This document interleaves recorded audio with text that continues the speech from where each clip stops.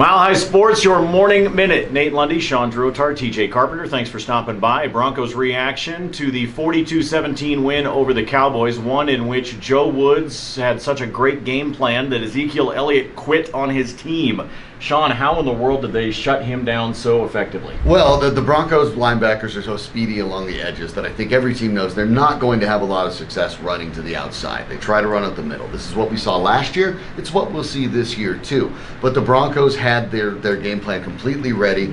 Todd Davis or Brandon Marshall was always coming up in run support. They did a very, very good job with that. And they did what a lot of teams have been trying to do, force Dak Prescott to beat them. The Broncos just had more success at it than, well, quite frankly, anybody has, because Prescott threw 4 interceptions last year, 2 yesterday. TJ, what about the other side here, with the Broncos effectively running the ball? CJ Anderson with one of his best games we've seen in a long time. Yeah, 125 yards for him, 2 touchdowns, 1 through the air, 1 on the ground. I thought CJ Anderson was spectacular. If they can run the ball like that, they had 53% of their play calls as runs on the day. I think balanced offense, effective between the tackles, the A-B gaps. I mean, it's not like they were disguising the run. These are straight up the middle. CJ Anderson and that offensive line were kind of owning the line of scrimmage. They do that the rest of the season, they'll be great. So then that question, TJ, would be Garrett Bowles, who will have the MRI today, so possible by the time you're watching this video we actually know the news. Best case is he's going to be out for a while, but it could be an extended while. What does that do to your thought process on an offensive line that was already kind of questionable? Well, honestly, I'd be looking for help for sure if I were John Elway, but I think it may take a little bit more because they've been so successful offensively to this point for them to realize that they really do need a lot of help on offensive line. But yeah, your number 1 pick, Garrett Bowles, going down, not good news. I expect whoever's playing at left tackle against Buffalo to struggle on Sunday.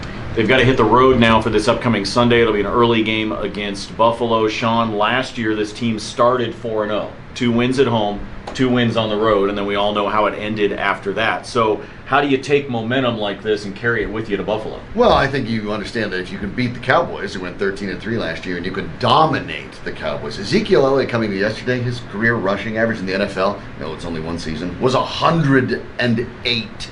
So, I mean, you know what your defense can do. That gives you a lot of confidence. Oh, and by the way, your quarterback is leading the league in touchdown passes.